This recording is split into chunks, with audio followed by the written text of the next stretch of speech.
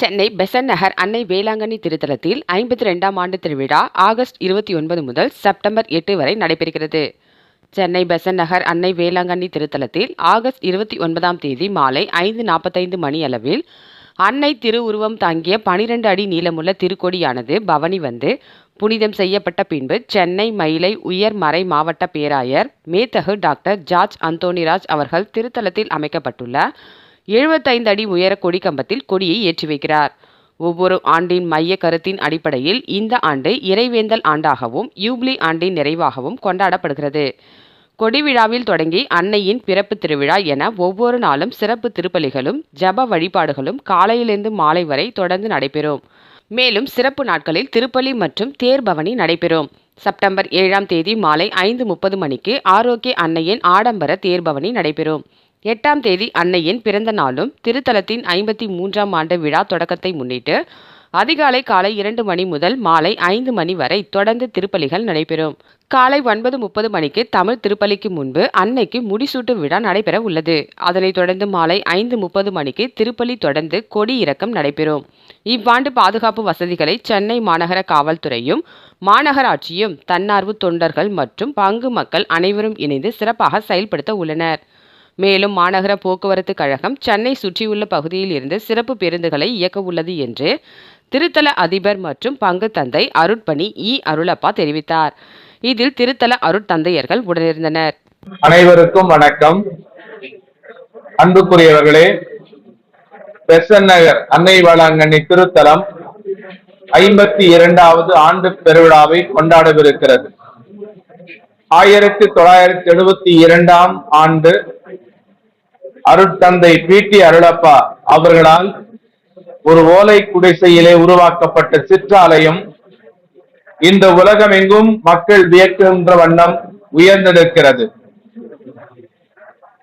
சென்னை பெசன்ட் நகர் அன்னை வேளாங்கண்ணி திருத்தலத்தின் 52வது ஆண்டு திருவிழா வருகிற வியாழக்கிழமை ஆகஸ்ட் மாதம் 29ஆம் நாள் மாலை 5:45 மணிக்கு அன்னையின் திருவுருவம் தாங்கிய 12 அடி நீளமுள்ள திருக்கொடியானது பவனியாக கொண்டு வரப்பட்டு அர்ச்சிக்கப்பட்ட பின் திருத்தல வளாகத்தில் அமைந்துள்ள 75 அடி உயர கொடிக்கம்பத்தில் சென்னை மயிலை உயர்மறை மாவட்ட பேராயர் மேதகு டாக்டர் ஜார்ஜ் அந்தோணிசாமி அவர்களால் ஏற்றி வைக்கப்படும். ஒவ்வொரு ஆண்டும் ஒரு சிறப்பு கருத்தோடு இந்த திருவிழா நாட்கள் கொண்டாடப்பட்டு வருகின்றன.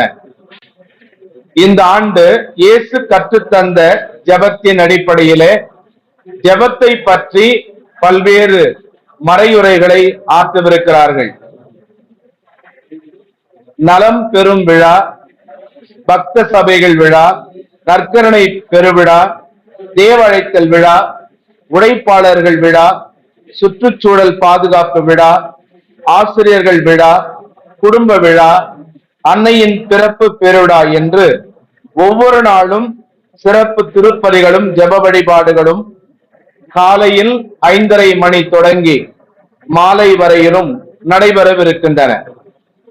செப்டம்பர் மாதம் 7ஆம் நாள் மாலை 5:30 மணிக்கு சென்னை மயிலை உயர்மறை மாவட்ட பேராயர் மேதகு டாக்டர் ஜார்ஜ் அந்தோணிசாமி அவர்களின் தலைமையில் பல்வேறு குருக்களோடு இணைந்து திருப்பலியும் அதனை தொடர்ந்து ஆரோக்கிய அன்னையின் ஆடம்பர தேர்பவனையும் நடைபெறும்.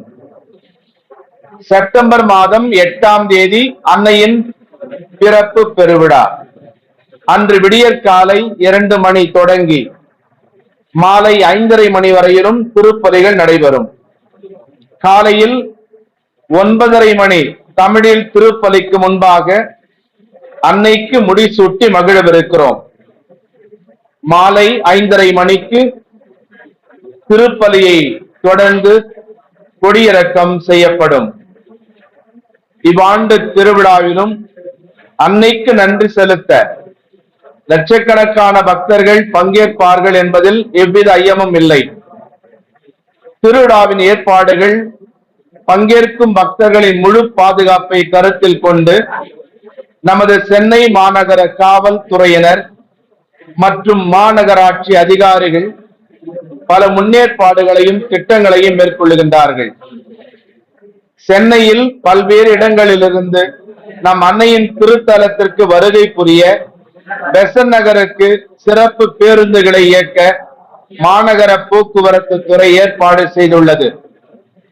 திருத்தலத்தில் பங்காற்றிக் கொண்டிருக்கிற பணி செய்கிற குருக்களாகிய எங்கள் 4 பேரோடும் ஒன்றிணைந்து பங்கு பேரவையும் அன்பிய பொறுப்பாளர்களும் பல்வேறு சபைகளும் குழுக்களும் மேலும் 400க்கும் மேற்பட்ட தன்னார்வ தொண்டர்களும் பங்கு மக்கள் என அனைவரும் இணைந்து இப்பெருவிழாவை சிறப்பாகவும் அர்த்தமுள்ள முறையிலும் கொண்டாட விரும்புகின்றார்கள், உழைக்கவிருக்கின்றார்கள்.